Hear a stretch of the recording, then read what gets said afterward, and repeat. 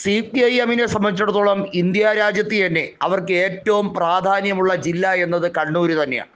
കാരണം കണ്ണൂർ ജില്ലയിലെ party secretary എന്ന് പറയുന്നത് CPIM-ന്റെ പോളിറ്റ് ബ്യൂറോ അംഗത്തേക്കാൾ വലിയ വിലയായി ആണ് കണക്കാക്കപ്പെടുന്നത്.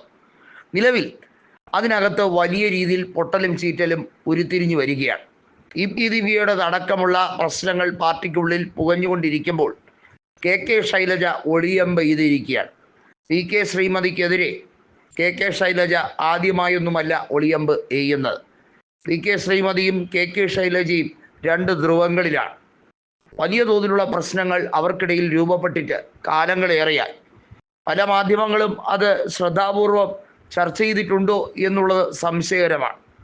ഏതായാലും പ്രായപരിധി ഉൾപ്പെടെയുള്ള കാര്യങ്ങൾ പറഞ്ഞുകൊണ്ട് PK ശ്രീമതിയെ കേന്ദ്ര കമ്മിറ്റിയിൽ നിന്നും അതുപോലെ തന്നെ സംസ്ഥാന സെക്രട്ടേറിയറ്റിൽ നിന്നുമൊക്കെ ഒഴിവാക്കിയ വിഷയത്തിൽ അതിൻ്റെ എല്ലാ നേട്ടവും കിട്ടിയിരിക്കുന്നത് KK ശൈലജയ്ക്കാണല്ലോ എന്ന് പറഞ്ഞ് PK ശ്രീമതിക്ക് ഇപ്പോൾ ഉറക്കമില്ലാത്ത നാളുകൾ എന്നാണ് പൊതുവെ പാർട്ടിയിലുള്ള സംസാരം.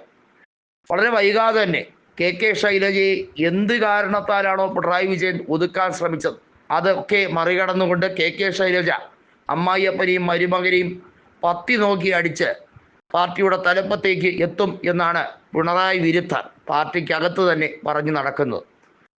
P ജയരാജൻ ഉൾപ്പെടെയുള്ളവർ KK ശൈലജയെ ഉയർത്തിക്കൊണ്ടുവരാൻ വീണ്ടും പല രീതിയിലും ശ്രമങ്ങൾ നടത്തുന്നുണ്ട്.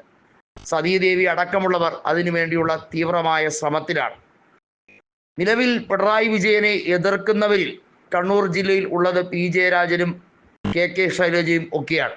ആദ്യമൊക്കെ ഈ P ജയരാജൻ പിണറായി വിജയന്റെ കൂടെ ആയിരുന്നെങ്കിലും ഇപ്പോൾ അദ്ദേഹം ന്യൂട്രലായി നിൽക്കുകയാണ്. എങ്ങോട്ടേക്ക് വേണമെങ്കിലും ചായ. വീണ്ടും അധികാരം കിട്ടിയാൽ പിണറായി വിജയൻ EP എന്നല്ല വന്ന വഴി തന്നെ എല്ലാം മറന്നിരിക്കുന്ന അവസ്ഥയാണ്. സ്വന്തം കുടുംബത്തിന് മാത്രമാണ് ആധിപത്യം.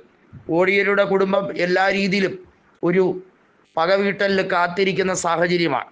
പിണറായി വിജയനെയും മകളെയും കൊടുക്കാൻ ഏതറ്റം വരെയും പോകാൻ ഷോൺ ജോർജിനോടൊപ്പം നിൽക്കാൻ ബിനീഷ് കോടിയേരി ഉൾപ്പെടെയുള്ളവർ തയ്യാറാണ്.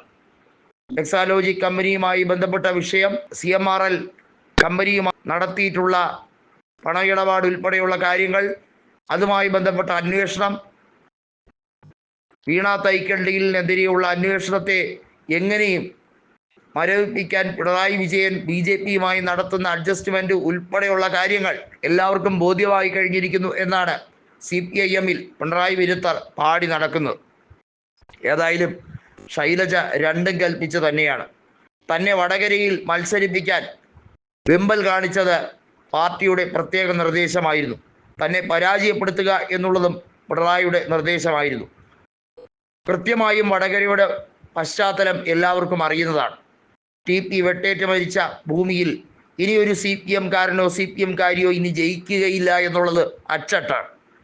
അത് ഷാഫി പറമ്പിലെന്നല്ല, ആര് നിന്നാലും വടകരയിൽ ഇനി UDF-ന്റെ തേരോട്ടം തന്നെ ആയിരിക്കുമെന്ന് അറിഞ്ഞുകൊണ്ട് തന്നെ കുരുതി കൊടുക്കാൻ വേണ്ടി ചെയ്ത പിണറായിയുടെ അറ്റകൈ ശ്രമത്തെ തിരിച്ച് പത്തി നോക്കി കൊടുക്കുക എന്നതാണ് ശൈലജയുടെ റിവഞ്ച്.